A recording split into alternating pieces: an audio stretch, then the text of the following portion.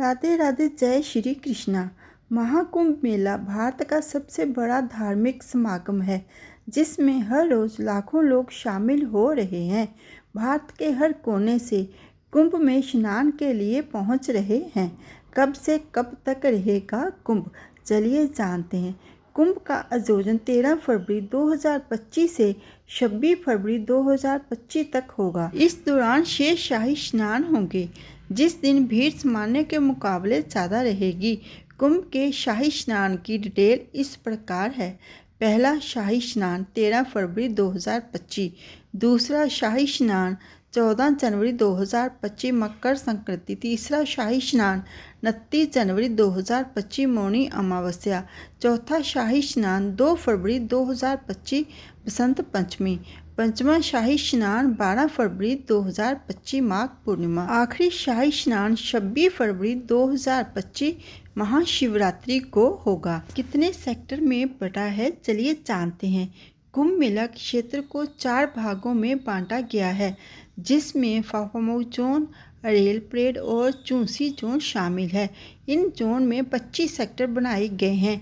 इन zone का मतलब है कि जो प्रयागराज में जिस दिशा से एंटर होगा वो उधर के जोन में शामिल हो सकता है।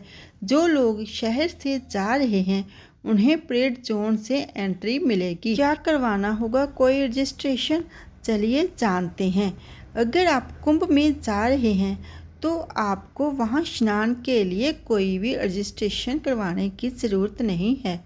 कई वेबसाइट रजिस्ट्रेशन करवाने का ऑप्शन दे रही हैं, लेकिन आप प्रयागराज जाकर बिना किसी रजिस्ट्रेशन के कुंभ में स्नान कर सकते हैं। अगर कोई ट्रेन से जा रहा है तो कैसे जाएं, चलिए जानते हैं। अगर आप ट्रेन से प्रयागराज जाने का प्लान बना रहे हैं तो प्रयागराज के 9 स्टेशन पर ट्रेन के जरिए पहुंच सकते हैं। ऐसे में आप इन 9 स्टेशन के लिए टिकट बुक कर सकते हैं, जिनके स्टेशन कोड के जरिए आप आसानी से टिकट बुक कर सकते हैं। चलिए जानते हैं। Prayagraj junction, Prayagraj Rambagh, Prayagraj Sangam, Prayag junction, Naini junction, Prayagraj शिवकी, Phaphamau junction, चूंसी, Subedarganj. Station से कैसे जाना होगा, चलिए ये भी जानते हैं। स्टेशन से बाहर जाने के बाद आपको संगम तक जाना होगा। इसके लिए रेलवे की ओर से शटल बस भी चलाई गई है। इसके साथ ही आप अन्य पब्लिक ट्रांसपोर्ट के जरिए भी संगम स्थल तक जा सकते हैं।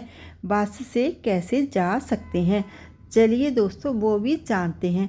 अगर आप बस के जरिए जाने की सोच रहे हैं तो आपको प्रयागराज बस अड्डा, कचहरी बस अड्डा, झूंसी, सरस्वती द्वार, बेला, क्षार, Nehru park, Saraswati high tech city post bus stand तक जाना होगा। आप अपना बस स्टैंड अपने शहर से आने वाली गाड़ियों के हिसाब से चुन सकते हैं। अगर खुद की गाड़ी से जा रहे हैं तो क्या करना होगा, चलिए जानते हैं। अगर आप खुद की गाड़ी से जाना चाहते हैं तो आप सीधे संगम क्षेत्र तक जा सकते हैं और पार्किंग स्थल पर गाड़ी खड़ी कर सकते हैं और वहां से संगम के लिए पैदल जा सकते हैं। हर क्षेत्र के लिए पार्किंग की व्यवस्था की गई है, जो संगम क्षेत्र से 4 से 15 किलोमीटर की दूरी तक है। आप अपने होटल और पुलिस प्रशासन के इंतजाम के हिसाब से वहां अपनी गाड़ी खड़ी कर सकते हैं। चलिए आपको बता देते हैं कि जिस दिन शाही स्नान होगा उस दिन और उसके आसपास व्यवस्था में बदलाव होगा, जिससे गाड़ियों को पहले ही रोक दिया जाएगा और श्रद्धालुओं को थोड़ा ज़्यादा पैदल चलना होगा। अब आपको बताते हैं कि आपको संगम में स्नान के लिए कितना पैदल चलना होगा।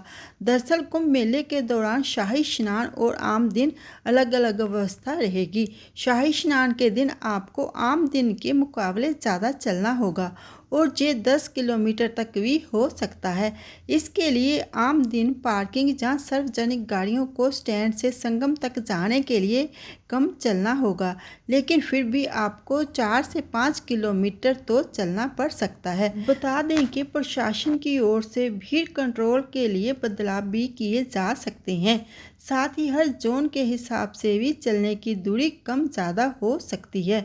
अगर प्रशासन की ओर से शेयर की गई जानकारी के अनुसार कुछ पार्किंग क्षेत्र संगम क्षेत्र से 2 किलोमीटर दूरी पर भी हैं, जो झूसी क्षेत्र में हैं।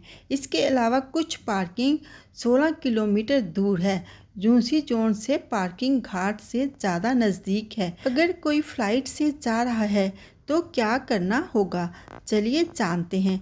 प्रयागराज हवाई अड्डा शहर से 13 किलोमीटर की दूरी पर बमरोली में है, जहां से आने के बाद आपको सामान्य सड़क मार्ग का चयन करना होगा। क्या कुंभ जाने के लिए टेंट बुक कराना जरूरी है, चलिए जानते हैं।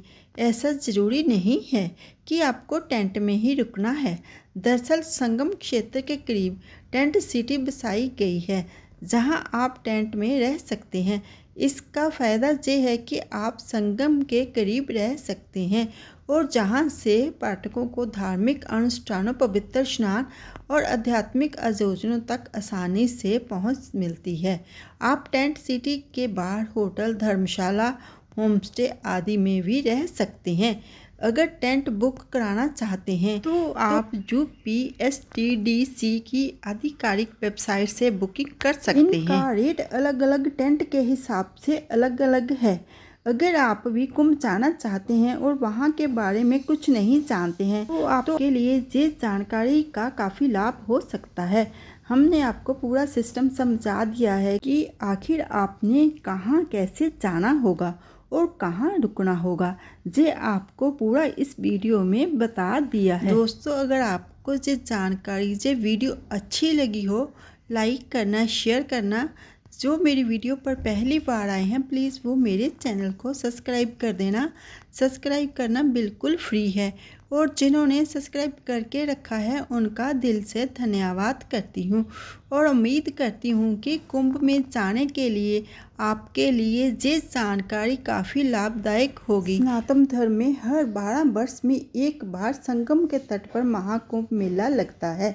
13 जनवरी से प्रयागराज में गंगा, जमुना और सरस्वती के संगम तट पर ये महाधार्मिक आयोजन शुरू हो चुका है और इस मेले में करोड़ों लोग भाग ले रहे हैं। कुंभ मेले के दौरान श्रद्धालु त्रिवेणी संगम तट पर स्नान करते हैं और कई तरह के आयोजन होते हैं। अगर आप भी इस बार कुंभ मेले का हिस्सा बनने की योजना बना रहे हैं, अगर आप भी कुंभ मेले में जा रहे हैं तो आपकी यात्रा मंगलमयी हो। आप सबको महाकुंभ मेले की हार्दिक शुभकामनाएं। आप सबके ऊपर शिव शंकर भगवान की कृपा बनी रहे। सब मिलके बोलिए हर हर महादेव।